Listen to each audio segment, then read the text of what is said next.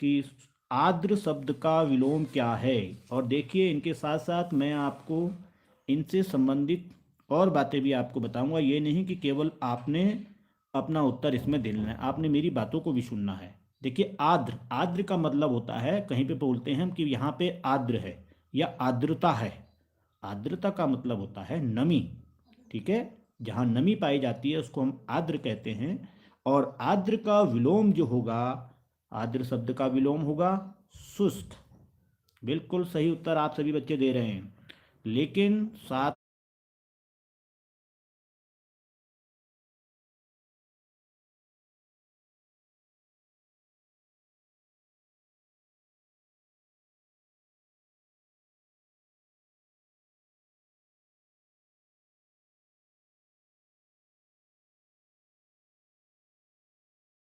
में आपको रटना नहीं है कि आर्द्र वहां पे पूछा जा सकता है कि आर्द्र का समानार्थी शब्द क्या होगा।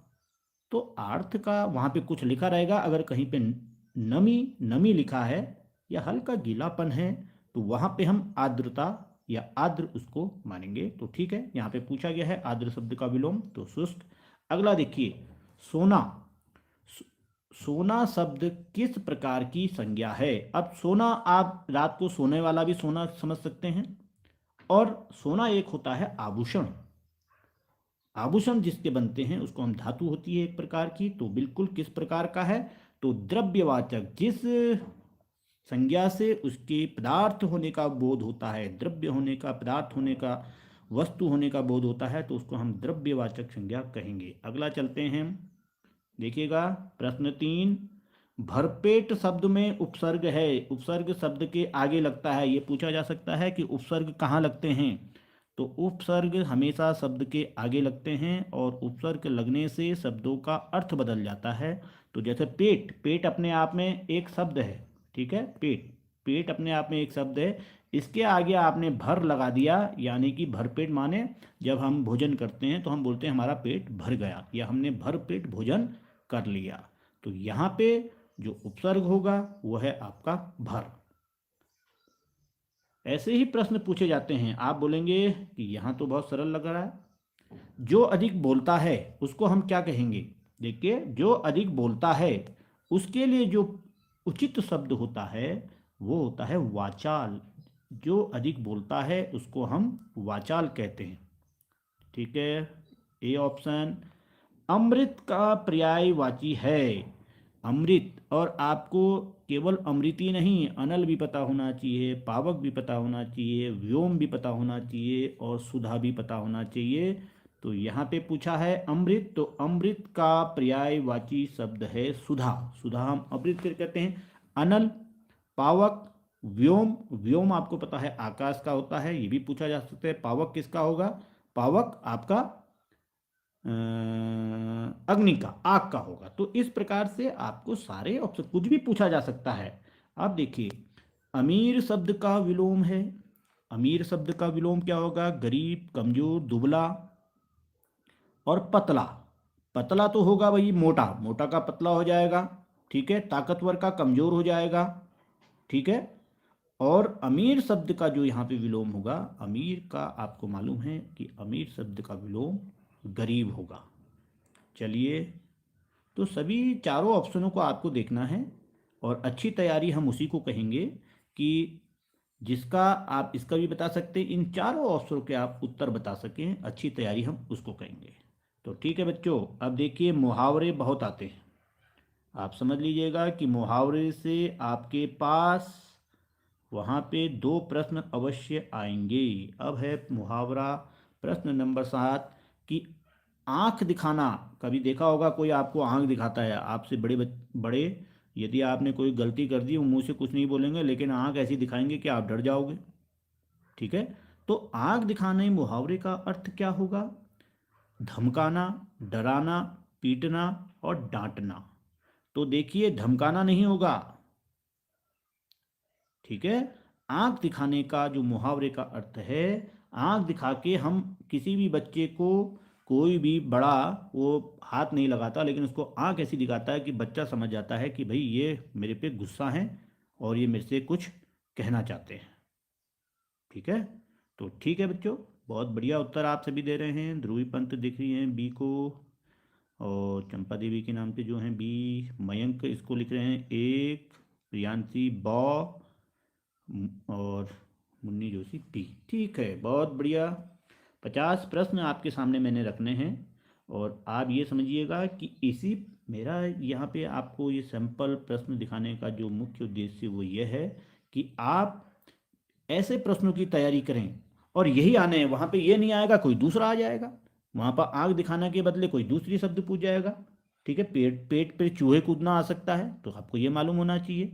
ठीक है, घी के दिए जलाना आ सकता है। ठीक है, ये आ सकता है। लो- आग बबूला होना। तो सारे मुहावरे और लोकोक्तियां आपको अधिक से अधिक याद करनी है। अब देखिए उपसर्ग, कि बेईमान शब्द का उपसर्ग, बेईमान शब्द में उपसर्ग है ईमान। ईमान हमारे आप में एक शब्द होता है ईमान, कि ठीक है उसका ईमान डोल गया। ठीक है, लेकिन ईमान और बे लग गया तो ये क्या हो गया, बेईमान हो गया। जो कि ईमानदार नहीं होता उसको हम बेईमान कह देते हैं। तो इसमें ईमान के आगे क्या लग गया भाई, बे लग गया, तो ये बेईमान हो गया। तो इसका जो उपसर्ग होगा वह है हमारा सी ऑप्शन, बेईमान। अगला प्रश्न 9 पे चलिएगा। देखिए, टिकाऊ शब्द में प्रत्यय है। अभी हम उपसर्ग की बात कर रहे थे, तो आपको उपसर्ग और प्रत्यय दोनों याद होने चाहिए कि प्रत्यय शब्द के पीछे लगते हैं। सब शब्द जो प्रत्यय होते हैं वो शब्द के पीछे लगते हैं, उपसर्ग शब्द के आगे लगते हैं, और इन दोनों के लगने से शब्द का जो मूल अर्थ होता है वह बदल जाता है। ठीक है भाई, तो ठीक है बच्चों, टिकाऊ शब्द में प्रत्यय है। टिकाऊ शब्द में प्रत्यय है, आपको प्रत्यय बताना है कि टिकाऊ शब्द में टिक, धन, आउ। ठीक है, आपको दिखना है कि टिक, ये अपने आप में टिक गया, वह बहुत देर तक पिच में टिक गया, बैटिंग में टिक गया। ठीक है, रुक गया, टिक गया। और हमने कहा रुकना, टिकना, और इसके आगे आपने आऊ लगा दिया, आ ऊ, आऊ, तो ये हो गया टिकाऊ। क्या हो गया भाई, ये टिकाऊ हो गया। टिकाऊ कि बहुत लंबे समय तक जो रहता है उसको हम टिकाऊ कहते हैं। तो सही प्रत्यय जो इसमें आएगा वो है आपका डी वाला ऑप्शन, टिकाऊ। चलिए अगला देखिए, इससे आपकी तैयारियां हो रही होंगी और आपको प्रश्नों का पता चल रहा होगा कि किस प्रकार के प्रश्न यहाँ पे आते हैं। ठीक है बच्चों, अगला है मजदूर शब्द का भाववाचक है मजदूर। जानते हैं आप, जो मेहनत मजदूरी करता है, कहीं काम करते हुए आपने देखे होंगे, उन्हें हम मजदूर कह देते हैं। ठीक है, तो देखिए मजदूर शब्द का भाववाचक, यानी कि जो उसके भावनाओं को दर्शा रहा हो, उसके भाव, मन के अंदर के भाव को दर्शा रहा है, उसको हम भाववाचक कहेंगे। तो मजदूर शब्द का जो भाववाचक होगा वो होगा मजदूरी। मेहनती नहीं होगा, मेहनत नहीं होगा, इनमें से कोई ये भी ऑप्शन गलत है। तो आपको, यदि आपने ये पढ़ा होगा, समझा होगा, तो आप वहाँ पे प्रश्नों के सही उत्तर दे सकते हैं। अब देखिए, अगला देख लीजिएगा, बहुत बढ़िया प्रश्न है, और कम से कम 3-4 प्रश्न स्वर, व्यंजन, इनमें से आते ही आते हैं। तो आप सभी तैयारी करें, हमने सारे प्रश्न आपको कराए हुए हैं। कोई प्रश्न, कोई भी टॉपिक आपका ऐसा छूटा नहीं है कि जिसकी आपकी तैयारी नहीं है। तो इसलिए सभी बच्चे, जो चीज़ आपको लिखा रखी है उसे आपने अब केवल पढ़ना है। चलिए, स्वरों में वर्णों की संख्या होती है, कि या स्वर कितने होते हैं ये भी पूछा जा सकता है, स्वरों में वर्णों की संख्या कितनी होती है। तो बच्चों आप देखिए, कहीं कहीं पे प्रश्न ऐसे पूछे जाते हैं कि थोड़ा सा उसमें शब्द घुमा दिए जाते हैं। उससे बच्चा बोलता है, अगर मैं पूछूं स्वर कितने होते हैं, आप तुरंत बोल लोगे 11 होते हैं, लेकिन स्वर में वर्णों की संख्या, ये सब वर्ण होते हैं, स्वर और व्यंजन, ये वर्णों के भेद हैं, स्वर और व्यंजन। ठीक है, स्वर 2 प्रकार के होते हैं, ठीक है, व्यंजन 3 प्रकार के होते हैं, ये आप सभी को मालूम है। तो ठीक है, अभी हम इस प्रश्न में ही चलते हैं कि स्वरों और स्वर में वर्णों की संख्या 11 होती है, ये आप सभी को मालूम है। अगला देखिए भाई, व्यक्तिवाचक संज्ञा का उदाहरण है। जो शब्द किसी व्यक्ति विशेष स्थान का बोध कराते हैं उसे हम व्यक्तिवाचक संज्ञा कहते हैं। सभी को मालूम है कि जो शब्द व्यक्ति विशेष का बोध कराते हैं, अब देखिए भाई, उसे हम व्यक्तिवाचक संज्ञा। ऊंट, ऊंट तो सारे ऊंट है, इसमें केवल ये नहीं कहा कि उस ऊंट का नाम,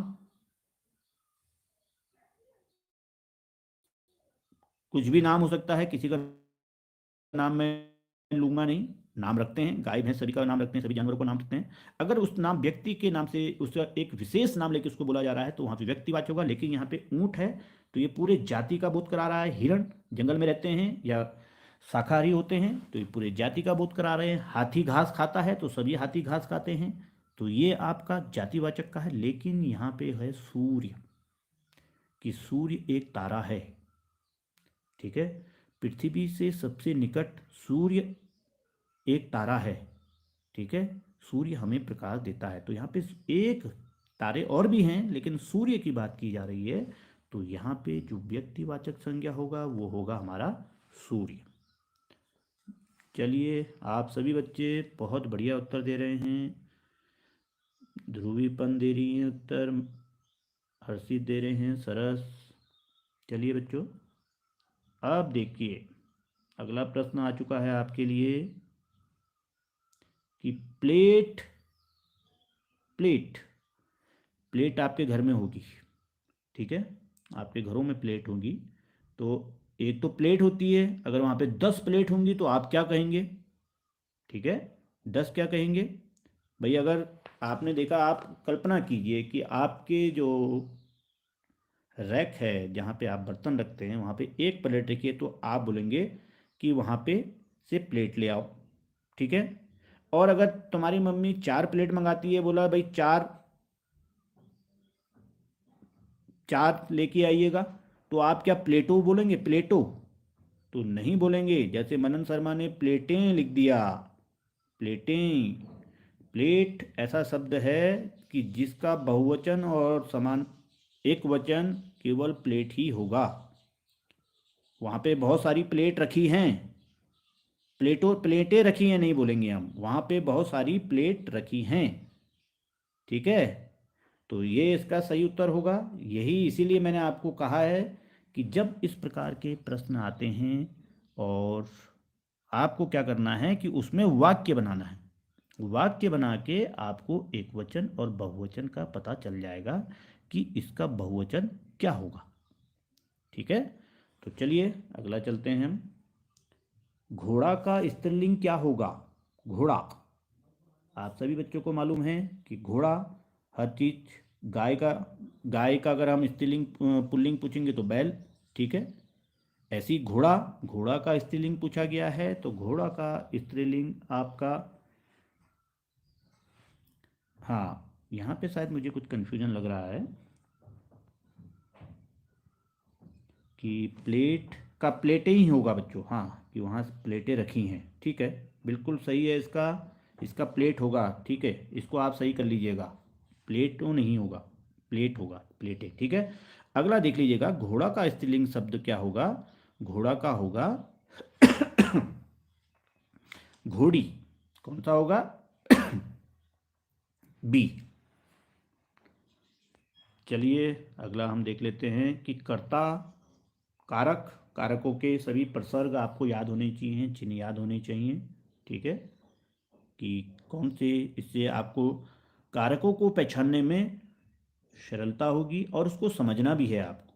ठीक है, कारक के बारे में हमने आपको पहले बता दिया है, इसलिए ज़्यादा मैं यहाँ पे अभी नहीं कहूँगा, प्रश्न नहीं हो पाएंगे हमारे। तो 15 का कर्ता का चिन्ह या प्रसर्ग, प्रसर्ग भी पूछा जा सकता है। कर्ता ने कर्म को, तो ठीक है, कर्ता का आप सभी को मालूम है, सी उत्तर आप सभी बच्चे दे रहे हैं। और 16 का देखिए, उत्तम पुरुष। उत्तम पुरुष किसे, जो व्यक्ति बोलता है उसे हम उत्तम पुरुष कहते हैं। तो उत्तम पुरुष, उत्तम पुरुष कौन सा होगा? तुम, तू, वह और मैं। तो बच्चों इसमें उत्तम पुरुष होगा बोलने वाला मैं यहाँ पे आपके सामने उत्तम पुरुष हूँ, आप मध्यम पुरुष हैं। अगर हम किसी और के बारे में बात करेंगे तो वो हमारा अन्य पुरुष होगा। अगला देखिए, गुणवाचक विशेषण का उदाहरण है। गुणवाचक विशेषण, ठीक है, जो गुण बताता हो उस विशेषण को हम गुणवाचक विशेषण कहेंगे। ठीक है, कि देखिए क्या है कि गुण हरी, एक दर्जन, थोड़ा, कुछ, हरी। ठीक है, तो इसमें जैसे हरी सब्जी स्वास्थ्य के लिए बहुत अच्छी होती है, तो यहाँ पे हरी क्या बता रही है, विशेषता बता रही है उसका गुण। सब्जी की सब्जियां तो बहुत है लेकिन हरी सब्जी, तो यहाँ पे गुणवाचक जो विशेषण होगा वो होगा हमारा हरी। साथ साथ में आपको समझते भी जाना है, लिखना की धातु है, ठीक है, प्रत्यय लगने से क्रिया बन जाएगी, लेकिन यहाँ पे लिखना, लिख धन ना, लिख धन ना क्रिया धातु के मूल रूप को, क्रिया के मूल रूप को धातु कहते हैं। ठीक है, ये भी प्रश्न आ सकता है आपके पास। तो यहाँ पे धातु, लिखना की जो धातु होगी वो है हमारा लिख। अगर लिख में आपने प्रत्यय लगा दिया तो वो लिखना हो जाएगी। बिल्कुल सरस पद में लिख रहे हैं 18 का बी, गौरव मेहरा भी बी लिख रहे हैं। आप देख लीजिए, आधा, आधा किस क्रिया विशेषण का उदाहरण है। ठीक है, आधा क्रिया विशेषण, कालवाचक, रीतिवाचक, परिमाणवाचक। ठीक है, मैंने बताया था कहाँ, कैसे, कितना। ठीक है, इनसे आपको किसका पता चल जाएगा, क्रिया विशेषणों का पता चल जाएगा। कुछ प्रश्नवाचक चिन्ह लगा के आप उनके क्रिया विशेषण के रूप को जान सकते हो। तो कालवाचक कहाँ लगाओगे तो उससे हमें स्थानवाचक का पता चल जाता है कि आप कहाँ हो, मैं दिल्ली में हूँ तो आपके स्थान का पता चला गया। कैसे गए, आप बोलोगे मैं एरोप्लेन में बैठ के गया, हवाई जहाज में गया, तो आपके जाने का तरीके का हमको पता चला गया। कितना, कितना, कितना यानी कि कितना है, आप बोलोगे आधा है, आधा किलोमीटर है यहाँ से, तो इससे आपका काय का पता चल रहा है बच्चों, इसका चल रहा है आपका परिमाणवाचक का। तो ये आपको ध्यान रखना है कि इसमें कितना, कितना अगर पूछा जा रहा है तो उससे आपको परिमाण का पता चल रहा है, तो ये परिमाणवाचक होगा आपका। अगला देखिए, प्रतिकूल, देख लीजिएगा, प्रश्न बीच है कि प्रतिकूल शब्द किस संबोधक का भेद है। ठीक है, किस संबोधक का भेद है, तो ये है प्रतिकूल। प्रतिकूल, अनुकूल, अनुकूल अगर हम पूछे, प्रतिकूल का विलोम क्या होगा, अनुकूल, जो हमारे अनुकूल हो, हमारे लायक हो। ठीक है, और प्रतिकूल क्या होता है, जो हमारे विरोध में हो, उसको हम कि आप प्रतिकूल बात कर रहे हो। तो यहाँ पे जो सही उत्तर आएगा, देखिए अगर आपने ये पढ़ा नहीं भी है लेकिन आपको मालूम होना चाहिए कि प्रतिकूल और अनुकूल एक दूसरे के विलोम शब्द हैं, और प्रतिकूल होगा जो कि विरोध में होता है तो इसका विरोध सूचक होगा।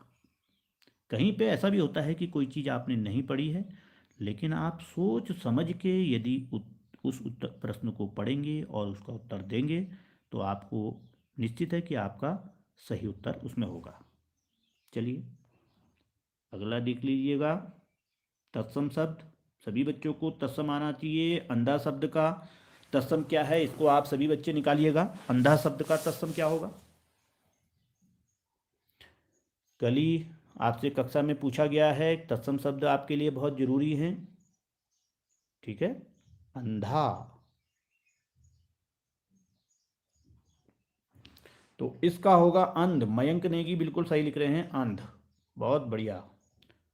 अगला देखिए बच्चों, निकम्मा शब्द का उपसर्ग है। अब निकम्मा, वह बहुत निकम्मा है, सुना होगा आपने, कभी कभी कोई गुस्से में बोल देता है किसी के लिए, निकम्मा कोई नहीं होता अगर वो सही काम करे। तो आप देखना वो बड़ा, कभी कभी जो निकम्मा होता है वही ऐसा करिश्मा करता है कि सब फिर उसी के गुण गाने शुरू कर देते हैं। ठीक है ना, निकम्मा तभी तक कहते हैं जब तक कि सफलता प्राप्त नहीं होती है। जिस दिन किसी को सफलता मिल जाती है तो निकम्मा क्या बन जाता है भाई, हीरा बन जाता है, सबसे लायक बन जाता हो, निकम्मा का लायक बन जाता हो, उसके बराबर अच्छा ही कोई नहीं फिर। तो इसलिए निकम्मा शब्द जो है कभी कभी विरोध के रूप में बोला जाता है। तो निकम्मा शब्द का जो उपसर्ग है वो है आपका नी। बिल्कुल सही, सभी बच्चे सही दे रहे हैं। आस्तिक शब्द का विलोम है। आस्तिक, ईश्वर पर विश्वास करने वाले को आस्तिक कहते हैं।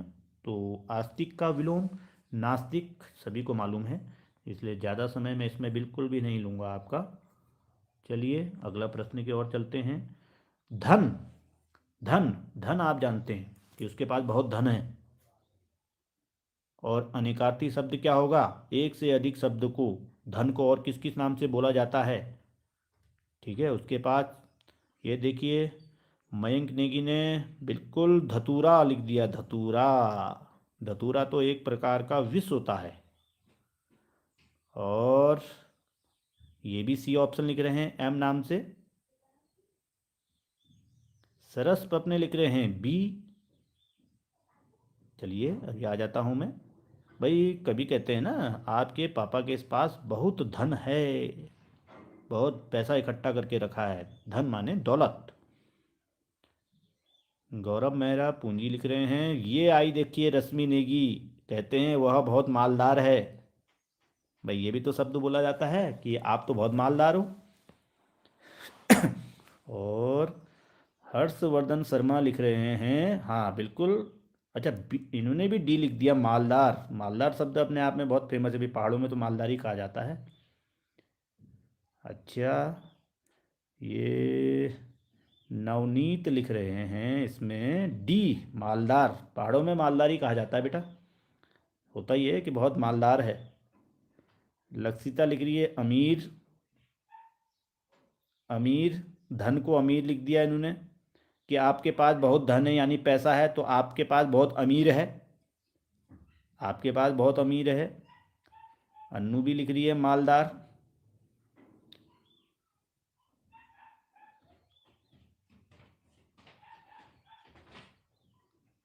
तो इसीलिए थोड़ा सा समझना है। बिल्कुल सही है, इसका जो आएगा उत्तर वो आएगा पूंजी। पूंजी, ठीक है। जो धन को हम पूंजी में भी बोलते हैं कि आपके पास बहुत पूंजी इकट्ठा हो गया है, आपके पास बहुत धन इकट्ठा हो गया है, तो उसको हम पूंजी कहेंगे। मालदार नहीं होगा, ना अमीर होगा, ना धतूरा होगा, ना मालदार होगा।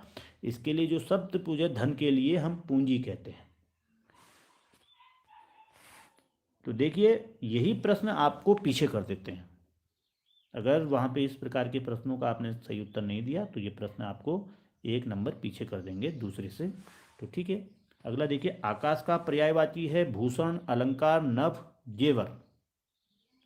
आकाश, आकाश का सभी को मालूम है, उसको कहते हैं हम नभ। सबको मालूम है नभ। और ये होना चाहिए, जिसका कोई आकार ना हो उसे कहेंगे हम, जिसका कोई आकार ना हो, जिसका आकार हो उसको कहेंगे आप साकार, जिसका कोई आकार ना हो।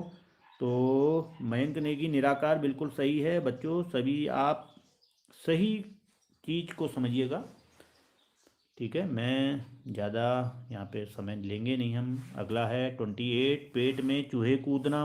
देखिए मुहावरे जरूर आ रहे हैं। पेट में चूहे, चूहे कूदना कभी आप कह देते हैं स्कूल से आते ही। ठीक है, किसी दिन कहीं आप जाते हैं और कुछ दिन भर कुछ नहीं खाया तो आप बोलते हैं पेट में चूहे कूदने लगे। तो धोखा देना, बहुत भूख लगना, कड़वी बातें करना, साफ मना करना। तो बिल्कुल सही होगा इसका। पेट में चूहे कूदने का अर्थ है बहुत भूख लगना। 29 को देखिए। भाषा की सबसे छोटी इकाई है। ये बार बार आपको बता दिया गया है कि भाषा की सबसे छोटी इकाई क्या होती है? वर्ण होगी। भाषा की सबसे छोटी इकाई वर्ण है। जापान के नागरिक को कहा जाएगा, जापानी कहा जाएगा। भारत के नागरिक को भारतीय कहा जाएगा, ये भी मालूम होना चाहिए। अगर आपसे बोलें चीन के नागरिक को क्या कहेंगे, आप चीनी कहेंगे। होता है ना, आपको मालूम होना चाहिए, ये ज़रूरी नहीं है कि यही आ जाए। अगर अमेरिका के कहे जाएगा तो अमेरिकन, अमेरिकी, अमेरिकन। ठीक है, चलिए ये चीज़ हो गया है, आपके पास आ गया है। अगला चलते हैं हम। योग्य का भाववाचक है। योग्य बोलते हैं ना, वह बहुत योग्य है। वह बहुत योग्य बच्चा है। तो योग्य का जो भाववाचक होगा वो आपके पास में क्या होगा? योग्यता। बिल्कुल, मयंक नेगी लिख रहे हैं, सबसे पहला उत्तर भेज दिया है आपने कि योग्यता। सभी बच्चों का ये ऑप्शन यानी कि योग्यता आपका सही है। योग्य का तो यही है कि भाववाचक को आपको समझना, जैसे बूढ़ा, बुढ़ापा, ठीक है, आपको आना चाहिए। युवा शब्द का भाववाचक है, ये आपके पास काफ़ी पूछे जाते हैं कि युवा शब्द का भाववाचक है कि वह बहुत युवा है, ठीक है, कि वह बहुत युवा है। तो युवा शब्द का जो भाववाचक होगा वो होगा यौवन। अगला देखिए बच्चों, एक वस्तु का बोध कराने वाले शब्द को कहते हैं वचन। वचन दो प्रकार के होते हैं, एक वचन और बहुवचन। अब इसमें आपको मालूम होना चाहिए कि एक वचन जो एक वस्तु के होने का बोध कराते हैं तो उसे हम एक वचन, जो एक से अधिक होने का बोध कराते हैं उसे हम कहते हैं बहुवचन। तो अब प्रश्न को आप ध्यान से पढ़िए कि एक वस्तु का बोध कराने वाले शब्द को एक वचन कहते हैं।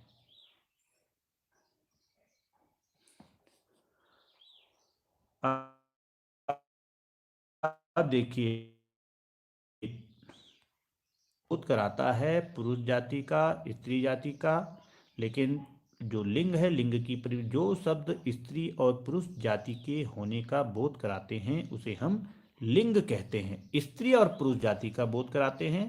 तो देखिए यहीं पे आपको देखना है, कोई बच्चा इसको केवल पुरुष जाति लिख सकता है, कोई स्त्री जाति लिख सकता है, लेकिन सी वाला जो ऑप्शन है वो बता रहा है कि ए और बी यानी पुरुष जाति का और स्त्री जाति का बोध कराता है। तो बच्चों सही उत्तर जो हैगा, ऐसे प्रश्न आ जाते हैं तो इसमें आपका सही उत्तर सी वाला होगा।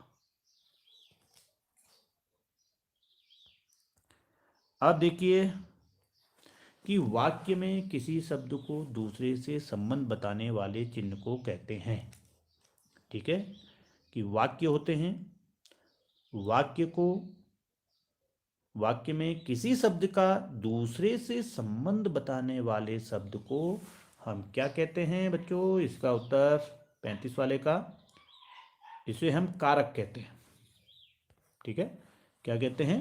कारक कहते हैं। और कारक बहुत बढ़िया तरीके से हमने आपको बता दिए हैं, उनके प्रश्नों को आपको करना है। अब देखिए, से अलग होना चिन्ह कौन सा कारक है, यानी कि किसी चीज से अलग होना वह कौन सा कारक होगा?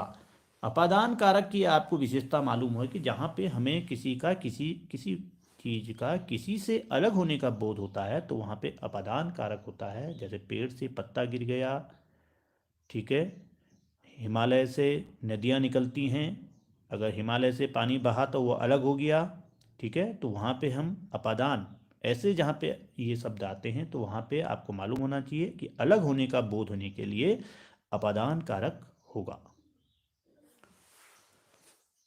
कारक से प्रश्न जरूर आते हैं बच्चों, और आपको कारक के बारे में, समास के बारे में, प्रत्यय के बारे में, विलोम शब्द के बारे में, हर किसी के लिए आपको ये याद होने बहुत ज़रूरी है।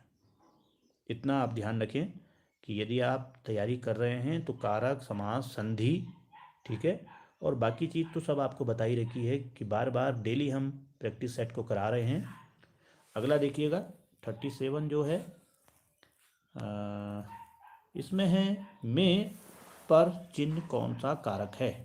में पर आपको मालूम होगा इसका कि में पर, ठीक है, में पर कौन से कारक का चिन्ह है?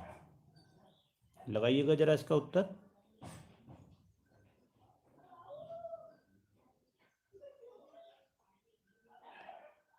पेड़ में तोता बैठा है, ठीक है,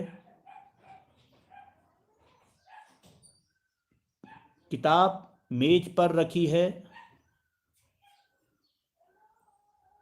तो ये थोड़ा सा आपको कारक में देखिए, अपने में थोड़ा दिमाग लगाइएगा कि अगर आप में पर कौन से कारक का लग रहा है, तो देखिए यहाँ पे आधार का पता चल रहा है आपको, आधार का संबंध का पता चल रहा है, ठीक है, तो यहाँ पे आपका संबंध कारक होगा।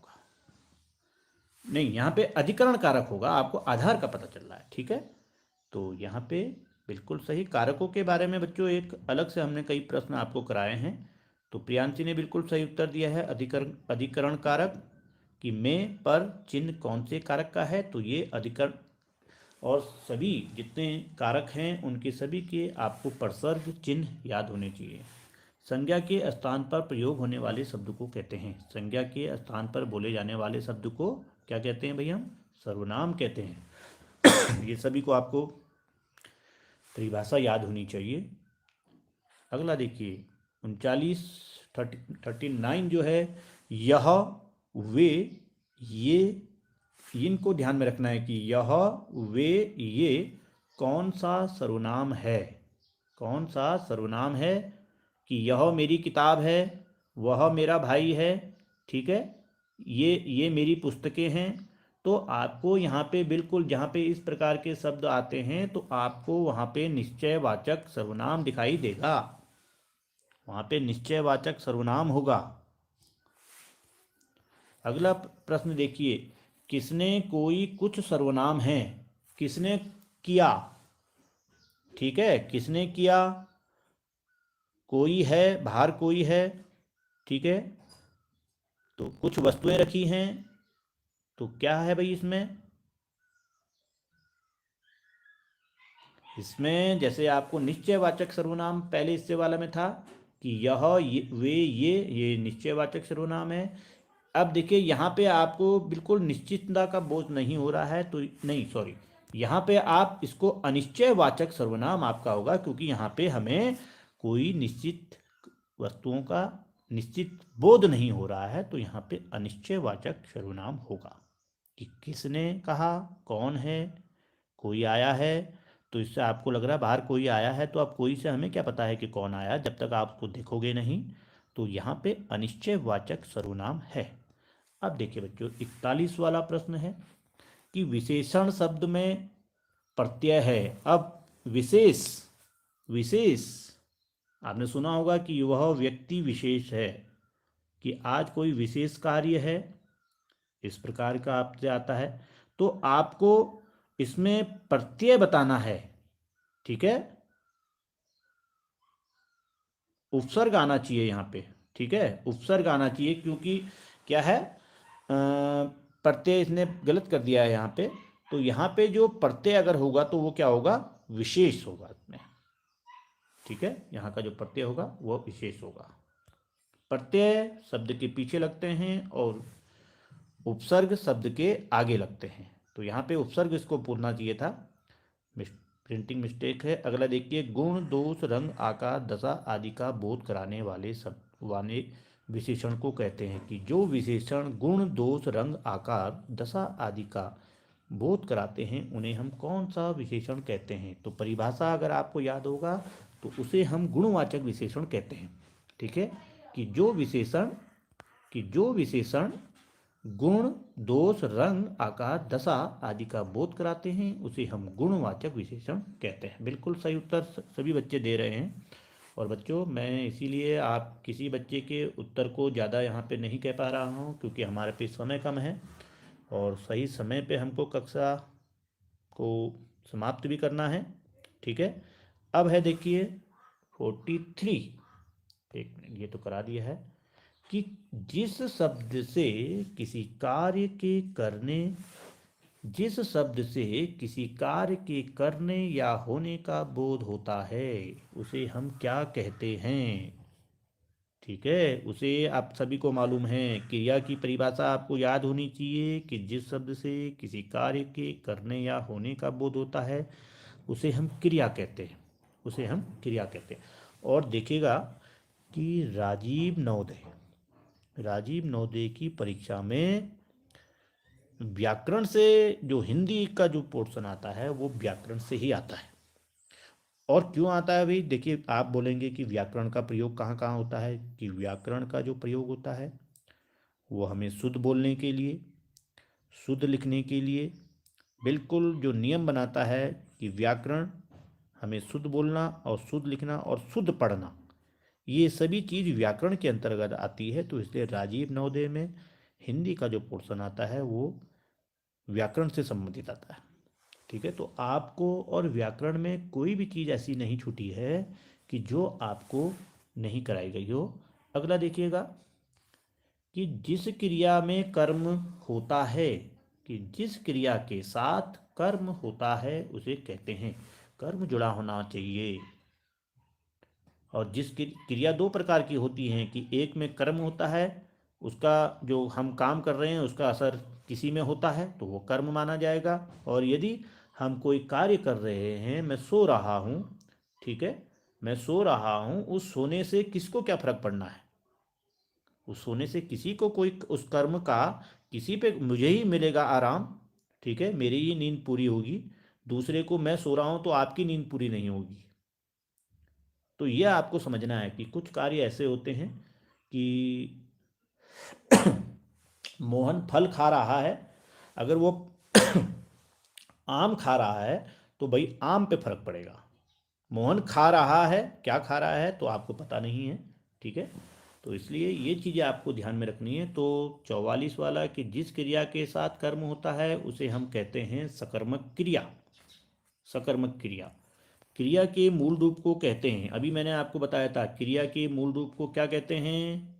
क्रिया के मूल रूप को प्रियांशी लिख रही है, रेनू लिख रही है, सरस लिख रहे हैं। सरस पुराना ऑप्शन दे रहे होंगे, शायद उनका उत्तर लेट आ रहा है। तो क्रिया के मूल रूप को, मेरे को लग रहा है मूल क्रिया, सरस ने अपना ऑप्शन को मिटा दिया है, तो ये डी वाले को मूल क्रिया ही बोल रहे होंगे। तो ये बिल्कुल कई बार पूछा गया है कि क्रिया के मूल रूप को धातु कहते हैं। धातु, क्रिया के नहीं, एक मिनट रुको, ऊपर वाला हो गया है कि जिस क्रिया, हाँ ठीक है। चलिए अब देखिए जिन शब्दों में लिंग शब्द, हाँ चलिए ये थोड़ा सा,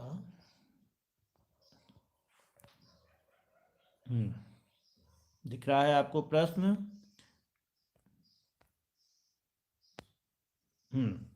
कि जिन शब्दों में लिंग वचन तथा काल से कोई परिवर्तन नहीं होता। बहुत बढ़िया प्रश्न आया बच्चों, और ये हमने आपको कराया भी है कि जिन शब्दों पर लिंग वचन तथा यहाँ पे मेरी स्क्रीन कुछ मुझे दिखाई नहीं दे पा रही है।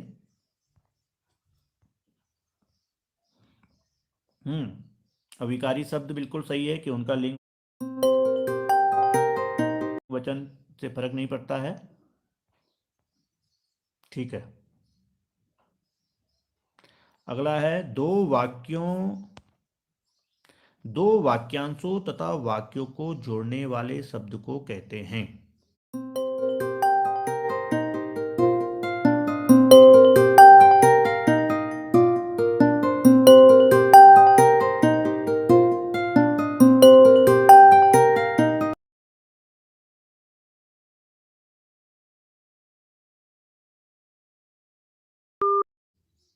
ठीक है, कि दो वाक्यांशों या वाक्यों को जोड़ने वाले शब्द को आप क्या कहेंगे? उनको कहेंगे हम समुच्चय बोधक कहते हैं। उनको समुच्चय बोधक कहते हैं कि जो दो वाक्यों को जोड़ते हैं, ठीक है, या वाक्यांशों को जोड़ते हैं। अगला हो गया क्रिया के,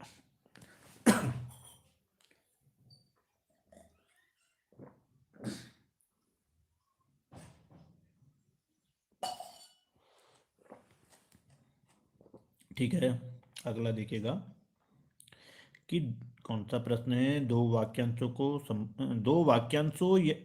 वाक्यांशों या वाक्यों को जोड़ने वाले शब्द को समुच्चय बोधक कहते हैं। ठीक है, ये तो आपका हो चुका है। अगला देखिएगा आप कि क्रिया के होने के समय को, देखिए अधिकांश प्रश्न इसमें आ चुके हैं, ठीक है, कि जिससे हमें कार्य के होने के समय का पता चलता है। ये भी पूछा जाता है कि कार्य के होने के समय का बोध कराने वाले को शब्द को क्या कहते हैं, तो उसको आप कहेंगे काल।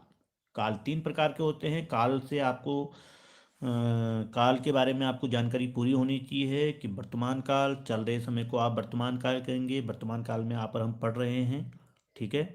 भविष्यत काल में आप स्कूल जाएंगे, ठीक है। और भूतकाल की अगर बात करते हैं तो इससे पहले आप सो रहे थे, ठीक है।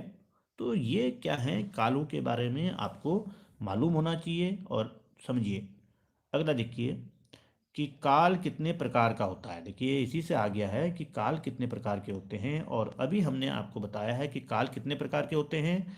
काल होते हैं 3 प्रकार के होते हैं, ठीक है। काल 3 प्रकार के होते हैं। कहीं 3 ऑप्शन है, बिल्कुल सही है। और कौन कौन से होते हैं, वर्तमान काल, भूतकाल और भविष्यत काल। ये अभी मैंने आपको बता दिया है। और अगला देखिए, ये प्रश्न आपके पास जो आते हैं, अनेक शब्दों के लिए एक शब्द, ये शब्द आपको याद होना चाहिए। विलोम शब्द याद होने चाहिए, पर्यायवाची याद होने चाहिए, सारे शब्द आपको याद होने चाहिए, ठीक है। तो देखिए कि बीते हुए समय को कहते हैं, बीते हुए समय को आप कहेंगे भूतकाल। कि जो समय बीत चुका है उसको हम भूतकाल कहेंगे। अब बच्चे देखिए, आप केवल 2-3 मिनट, मैं आपसे सारे लोकोक्तियाँ और मुहावरे अधिक से अधिक पूछने की कोशिश कर रहा हूँ, और आपको क्या करना है, आपको फटाफट उनके उत्तर अपने आप देने हैं। आप ये देखिए क्या ये सभी को आ रहा है, और आ रहा है तो मैं फटाफट बोलूँगा और आप उसका उत्तर आपने देखना है कि क्या आप सही बोल रहे हैं। देखिए अंधे की लकड़ी, और साथ में मैं उत्तर भी बता रहा हूँ, आप सुन के आप उत्तर को अपना मैच कीजिए। कि अंधे की लकड़ी का है एकमात्र सहारा, अक्ल पर पत्थर पड़ना, इसका है बुद्धि नष्ट होना, अपना उल्लू सीधा करना, अपना मतलब निकालना, अपने पाँव पर कुल्हाड़ी मारना, अपनी हानि अपने आप करना, कभी कभी हम अपनी हानि स्वयं कर देते हैं तो बोलते हैं अपने पाँव पर कुल्हाड़ी मारना, आंखें खुलना, सावधान होना, आंखों के तारे, आपने सुना होगा कि आप सभी अपने पेरेंट्स के आंखों के तारे हैं, तो बहुत प्यारे, ईद का चांद होना, बहुत दिनों बाद दर्शन होना, कभी कभी ईद का चांद जो होता है देखिए उसके लिए बहुत प्रतीक्षा करते हैं, तब जाके वो दिखाई देता है, ठीक है। बस बच्चों अभी आप लिखने पे ध्यान नहीं देंगे, आपने केवल 5 मिनट मैंने आपके लिए रिवीजन के लिए रखे हैं कि आपने तुरंत उत्तर देना है। लिख भी लीजिएगा अगर कोई लिख सकता है, लेकिन लिखने में आपका समय, तब तक दूसरा प्रश्न आपके पास आ जाएगा। अंधे के हाथ बटे लगना, बिना परिश्रम के सफलता मिल जाना, अंगूठा दिखाना, कोई वस्तु देर से मिलना या देने से इनकार करना, ठीक है। कोई कोई आपसे मांगे, उसने कहा अंगूठा दिखा दिया आपको, आप समझ जाओगे भैया ये मना कर रहा है, तो अंगूठे दिखाने का मतलब क्या होगा, इनकार करना। आंख में धूल झोंकना, आंखों के सामने धोखा देना, आसमान के तारे तोड़ना, हमने कहा भाई आसमान से तारे तोड़ के ले आऊंगा, कभी कह देता है ना कोई कि मैं तो आपके लिए आसमान से तारे तोड़ के ले आऊंगा, यानी वो ऐसा कहता है कि मुझे आप कुछ भी काम कहो मैं करने को तैयार हूँ, यानी अनहोनी बात करना, ठीक है। उंगली उठाना, निंदा करना, उल्टी गंगा बहाना, उल्टी गंगा बहाना, देखिए उल्टी गंगा, अगर गंगा उल्टी बहने लग जाए प्लेन्स से, समतल से अगर पहाड़ की ओर जाने लगे तो कितना नुकसान कर देगी वो, ठीक है। और उसका फायदा भी नहीं होगा, तो क्या होगा, उल्टी गंगा बहाने का मतलब है कि उल्टा कार्य करना, कि जो काम लोग व्यवहार में होता है उससे उल्टा काम करना। अगला है एक हाथ से ताली नहीं बजती, एक हाथ से ताली नहीं बजती, इसका होगा कि एक और से, भाई आप एक हाथ से ताली जानते हो, ताली 2 हाथ से बनती है। और झगड़ा जो होता है, झगड़ा भी 2 पक्षों में होता है, अगर एक गाली दे रहा है दूसरा सुन के चुपके से अगर निकल जाता है तो झगड़ा कभी नहीं होगा। तो क्या होगा कि एक और से झगड़ा कभी नहीं होता। एक और एक 11 होते हैं, एकता में बहुत ताकत होती है, एक एक अगर जुड़ जाए तो 11 हो जाते हैं, ठीक है, ताकत हो जाती है उन पे। कमर कसना का मतलब होता है तैयार होना, ठीक है। कलेजे पर सांप लौटना, बोलते हैं ईर्ष्या से जलना। कान भरना, भरते रहते हैं कई लोग कान, तो कान भरना का चुगली करना। कोल्हू का बैल, बहुत मेहनत करना। गड़े मर्दे उखाड़ना, कभी कभी कोई बैठ जाते हैं बातें करने और पुरानी पुरानी 2 साल 5 साल पुरानी बातों को सुनाते रहते हैं एक दूसरे को, तो कोई फायदा नहीं कि बीती हुई बातों को छेड़ना। चादर से बाहर पैर फैलाना, सामर्थ्य से अधिक खर्च करना, जितने मुंह उतनी बातें, एक ही विषय पर अनेक मत होना, जान हथेली पर रखना, इसका होगा मरने की परवाह न करना। आज मैं कई पूछ रहा हूँ आपसे, सभी बच्चे इनको याद कर लीजिए। डींग मारना, व्यर्थ की बड़ाई करना, डूबते को तिनके का सहारा, मुसीबत के समय थोड़ी सहायता भी बहुत लगती है। ठीक है, जैसे इस समय तुर्की में क्या देखिए आप, भूकंप आ रखा है, तो वहाँ जो भी देश सहायता भेज रहे हैं वहाँ के लोगों को वो बहुत ज़्यादा लग रही है। दांत खट्टे करना, हराना, ये भी ठीक है। दिन में तारे नजर आना, कोई अनहोनी बात होना। दिन में तारे तभी होंगे जब कोई अनहोनी बात हो जाए। ठीक है, कभी कभी आपने देखा होगा कि इतना अंधेरा हो जाता है कि सूर्य का प्रकाश ही नहीं दिखाई देता। नाको चने चबाना, अधिक परेशान होना।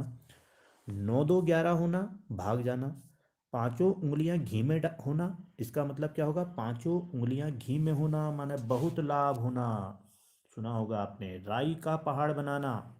राई का पहाड़ बनाना क्या होता है, थोड़ी बात को बड़ा चढ़ा कर कहना। लोहे के चने चबाना, कठिन कार्य करना। सीधे मुंह, बात ना करना, घमंडी होना। कभी कभी आपने देखा होगा कि बहुत आदमी उससे बात करने जाओ आप, वो अपने को बहुत ही समझता है। कभी कभी बच्चों में भी आ जाता है, जो बच्चा होशियार होता है वो सोचता है भैया मैं तो सबसे बड़ा होशियार हूँ, लेकिन ऐसे सोच के वो क्या करता है, अपना नुकसान कर देता है। तो ऐसा कभी नहीं करना है। अब मैं लोकोक्तियाँ आपके सामने रख रहा हूँ, केवल 2 मिनट में रख देता हूँ मैं आपके सामने। अकेले चना भाड़ नहीं फोड़ता, अकेला व्यक्ति कुछ नहीं कर सकता। समझ लीजिएगा कि अकेला चना भाड़ नहीं फोड़ता, अकेला व्यक्ति कुछ नहीं कर सकता। अधजल गगरी छलकत जाए, कि किसी पे थोड़ा सा धन हो जाए तो वह इतराने लगता है, बहुत इतरा, या कोई थोड़ा बहुत अगर मूर्खों के बीच में अगर थोड़ा जानने वाला आ जाए तो वो अपने बराबर विद्वान किसी को समझता नहीं। अंत भला तो सब भला, जिसका अंत अच्छा हो वही अच्छा होता है। अंधा क्या जाने चाहे दो आंख, कि इच्छित यानी कि जो इच्छा हो उसको प्राप्त होना। अंधे के हाथ बटेर लगना, बिना परिश्रम के सफलता मिलना। अंधा कभी बटेर को नहीं पकड़ सकता, लेकिन कभी उसने पकड़ लिया तो यही माना जाएगा कि बिना परिश्रम के सफलता मिल गई। अंधेर नगरी चौपट राजा। ठीक है, टका शेर बाजी, टका शेर खाजा। जहाँ मूर्ख को वहाँ अन्याय होता है, ये आप समझ लीजिएगा। ये आपने कई कहानियाँ हमारे किताबों में भी है कि जहाँ मूर्ख राजा हो तो उस राज्य में हमेशा अन्याय होता है, विद्वानों का सम्मान नहीं होता है। अंधों में काना राजा, अज्ञानियों में जो कम जानता है वह विद्वान होता है। तो बच्चों देखिए, पूछना मैं आपसे और भी चाहता हूँ लेकिन समय हमारा हो चुका है, तो आज हम कक्षा को यहीं पे समाप्त करते हैं और आप खूब तैयारी कीजिएगा इन प्रश्नों की। तो ठीक है, सभी बच्चे स्कूल के लिए तैयार होइए और हम भी तैयार होते हैं।